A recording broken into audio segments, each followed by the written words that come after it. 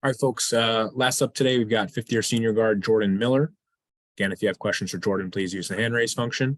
We'll start off with Adam Lichtenstein from the Sun Sentinel. Adam. Hey Jordan, just about halfway through the year right now.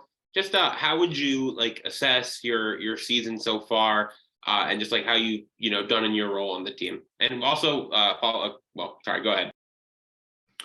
How would I assess? Let me think. I would say I've definitely picked it up a lot this year, especially the offensive side.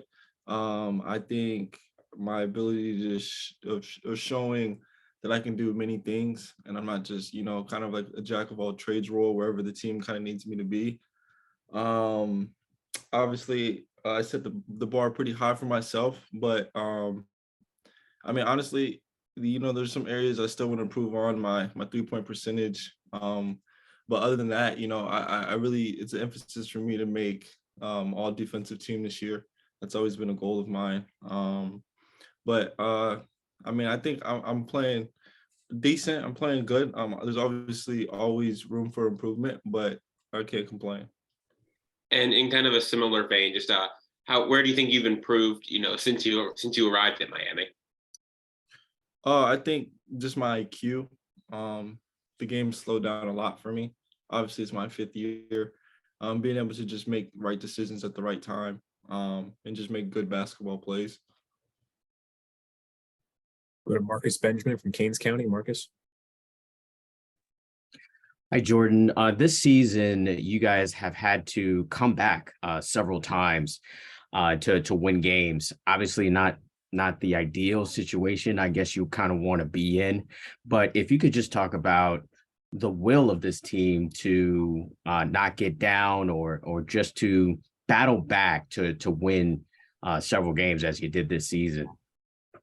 Yeah, I think a lot of it stems from last year. We have a lot of players returning from last year. We had no one leave in the transfer portal. So, a lot of us has been in situations like that before.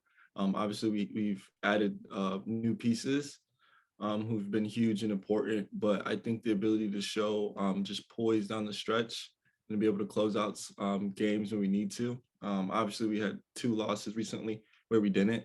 But I believe we kind of beat ourselves. No discredit to the teams. Obviously, they played hard. But just kind of learning from those losses and making sure that those type of games don't happen when it matters, like in March. Go to Zach Macer from the Miami Hurricanes. Zach. Hey, Jordan. Last time you were in Cameron, obviously the huge upset happened. Can you talk a little bit about that crowd and some of the feelings that you have associated with that place, especially just how you feel about playing there once again?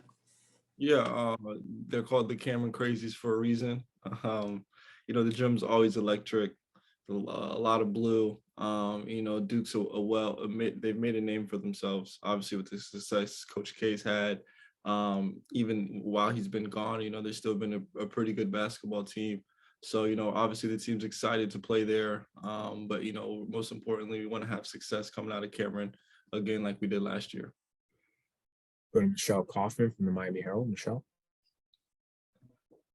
Hey, Jordan, I'm going to stay on that topic of that game last year was really one of the biggest upsets in the ACC going into that game. People didn't know at that point how good you guys were or that you were an Elite Eight team. That was kind of a big statement game. What specifically do you remember about that? I went back and looked at the box score. You guys forced 17 turnovers, which was huge, that they turned the ball over 17 times, and Charlie had 7 steals in that game. What do you remember specifically about that win? And how do you think these 2 teams are different than the teams that played last year, both yours and theirs? Yeah. What was the first part of the question? What do you remember specifically about that win and how that might help you this time? I just remember specifically how amped up we were to play there. And they were ranked, and although this year's Duke's team, I mean, they were ranked before. I don't know if they're still ranked. However, it's going to be a battle. We have something to prove. They have something to prove. The ACC has something to prove. I just remember that, the type of defense they played and and how much energy went into it. As far as how the teams, you said how they're different this year. Yeah, your team and theirs. Do you think it would be a similar game or a different game with the personnel this year and last year? I mean, each year, teams change so much. Even if it's just one player that leaves, the whole team, the dynamic can change. I think, the styles of play will be similar. However, the personnel is obviously different. So it's just going to be a matter of who can adjust throughout the game, before the game, who's going to come out on top. Go to Cal Friedman from WVUM. Cal. Hey, Jordan, I kind of had two follow-ups. Firstly, to piggyback off the win at Duke last year, where did that win rank for you? Because you mentioned, they're the Cameron Crazies for a reason, but not many teams get to go in there and win. And then I also wanted to ask, you said you set the bar pretty high for yourself when assessing the way you've played this season. Where does that come from? Okay, to answer the first part, that win is probably the best one I've had in my basketball career. I've won state championships and so forth, but going into Duke for my first time, honestly, and them being ranked number 2 in the country, it was huge.